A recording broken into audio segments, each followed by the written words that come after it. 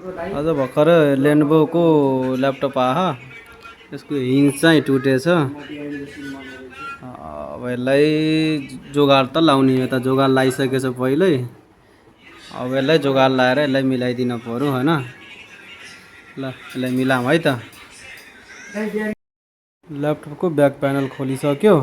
अब चाहिँ यो चाहिँ दुईटा हिन्ज चाहिँ यहाँबाट सेपरेट गर्न पर्यो पहिला। सेपरेट गरेपछि त्यसपछि अगाडि डिस्प्लेतिर अनि मिलाऊँ। यसलाई अब अरु बोन टाइटले यसलाई फिक्स गरिसकेछौँ हिन्जलाई। अलिकति अब सुकोस्, सुकेपछि यसलाई प्याक गरेर हजुरहरुलाई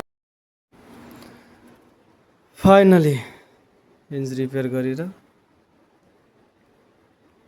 मस्त भएछ है त।